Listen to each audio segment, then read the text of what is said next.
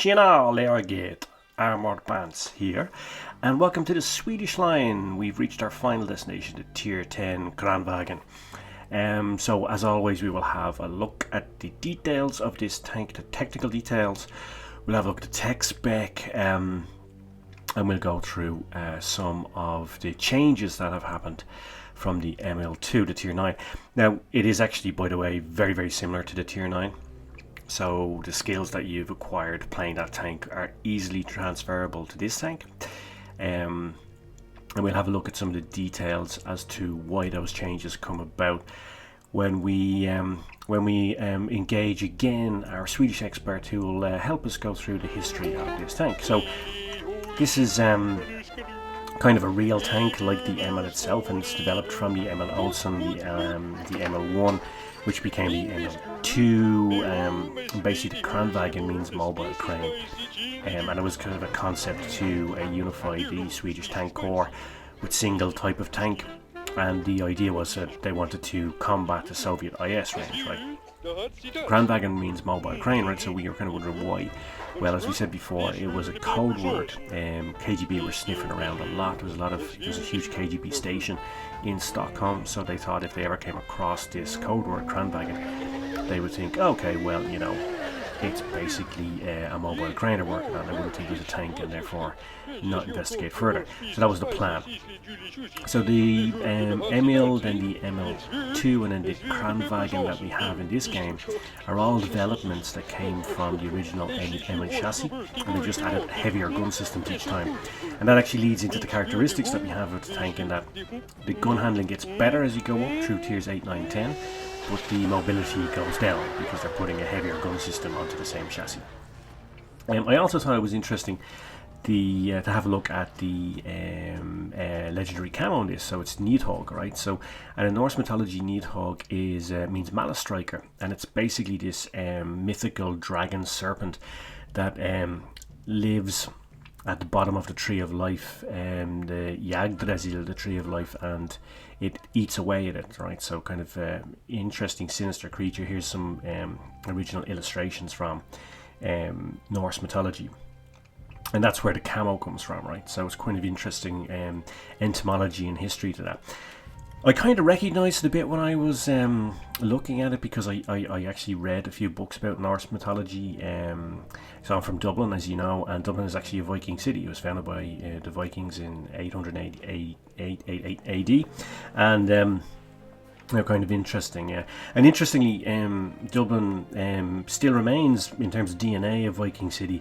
So we have a huge overlap. The closest overlap of DNA is with the city of Reykjavik. So, like, you know, 25% of men have a direct DNA overlap with men in Reykjavik, but 75% DNA overlap between women in the two cities. So it's quite amazing. So even to this day, this Norse sort of heritage remains in Dublin. Iceland's a very interesting city, apart from its DNA overlap with Ireland. It also has the oldest parliament in the world, and weirdly, the mobile operator there is called seaman, so you can legitimately ask an Icelandic person if they have seamen in their ear. So there you go. Here's some modern interpretations of Nidhogg, what he looks like, and that's obviously where the inspiration for the camo came from, right? If you look at it here, so it's pretty cool. I think nomenclature and history and entomology around the legendary camo. So if you can afford it, maybe worth getting. There's also a Swedish flag epic camo, but yeah, that's less attractive, I think.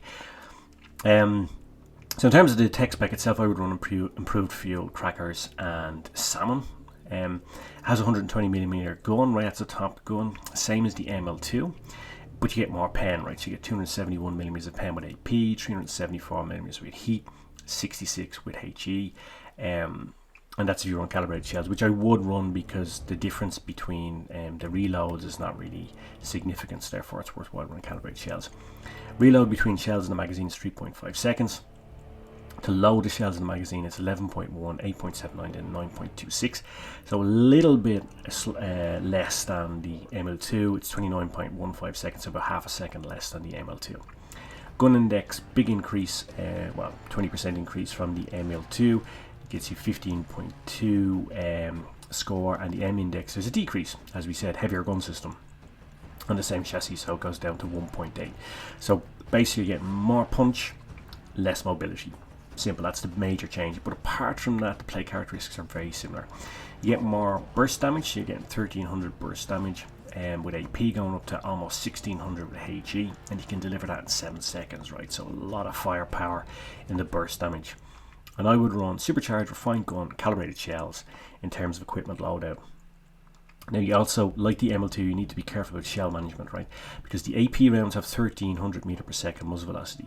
Heat only have 1092, but HE drops down to 884 meters per second. That's a 16% and 32% difference, respectively. So what does that mean? Well, in practical terms, it means it's much easier to miss with a HE round if you're firing AP all the time.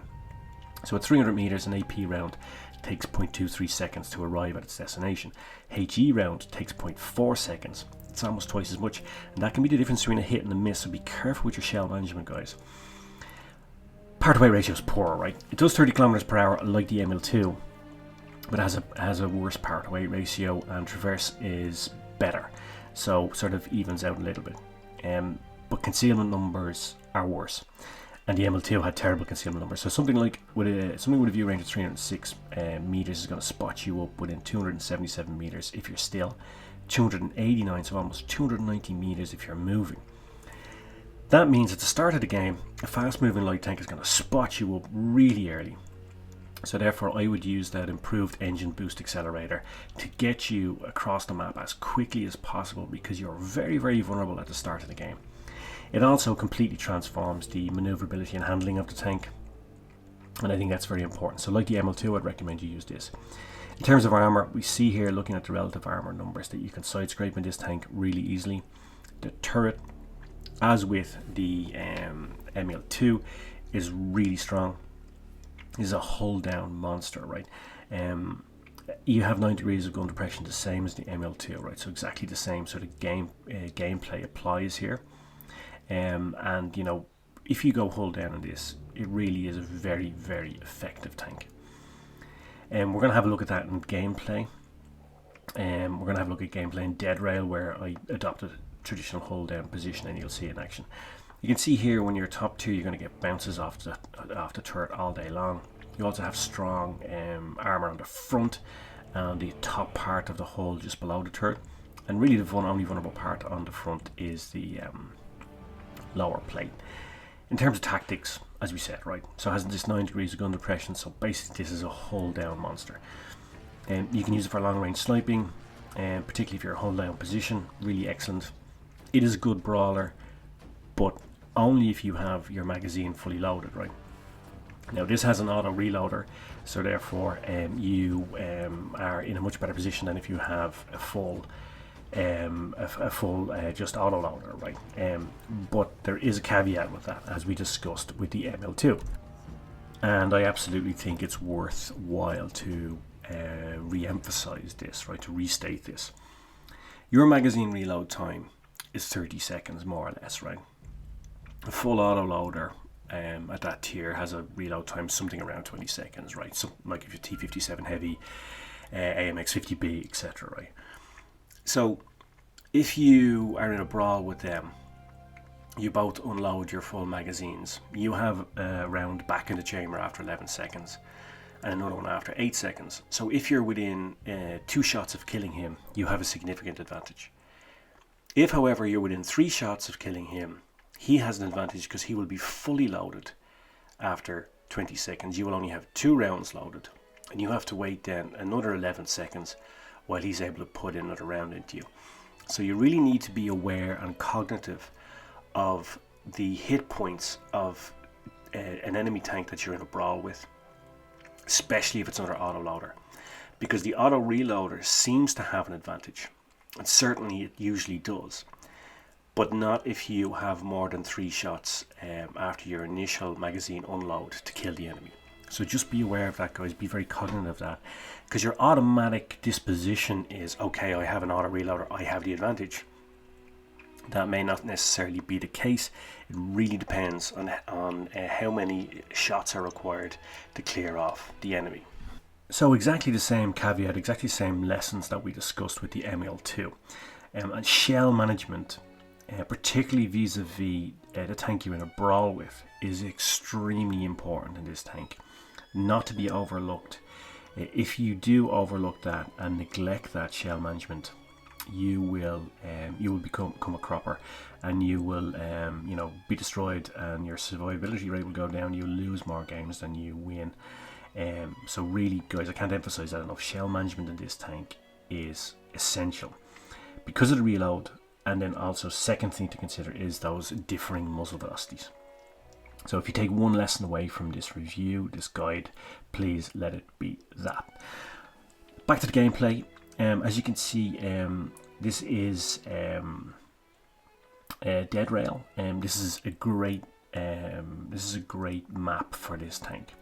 There are some maps that have these hills like vineyards, etc. in the center, and if you're in a tank like the Kranvagn or the Emil II before, just like the Chieftain Mark VI, hold down monsters, this is a really great map for you, right? But any map where you can adopt a position like this is really good for you, right? You can pop over, use that gun depression, put rounds into the enemy, and really have a very good game. The gun system is good. You've got better gun handling than you did with the Emil II, so putting in those rounds is very easy. You can see some nice shots here on the IS-7, and after the initial brawl that we had, removing my peer, the opposition, the red Kranvagn, which was a very good move, by the way, because the Kranvagn with that burst damage is a very dangerous tank, right? So removing him from the game early on, capturing B, although we've now lost B again, was pretty much worth trading those hit points for, I would say. Now here we have a shot on the Death Star, and what I'm going to do is I am going to unload a whole magazine into him, because I know how slow that fucking thing is. It moves like a glacier, and I don't think he's going to get out of the way in time. So I think definitely one of those rounds went through, probably 2, and perhaps 3. And we'll see later on when the Death Star pops up that in actuality my probability analysis on that magazine unload was correct, and 2 of the 3 rounds went through. So well worth those shots on spec. The one good thing about an auto reloader versus an auto loader is that you can fire shots on spec, because if you fire shots when you've got a full magazine, then the problem is that you've kind of made me feel you've wasted a shot. Now we see the Death Star popping up, and we see that 2 of those rounds went through. Then we got another one through, and we're going to clear them off in a second. With an auto reloader, you can fire a shot on spec, because you're not going to waste the whole magazine. You're not going to reduce your...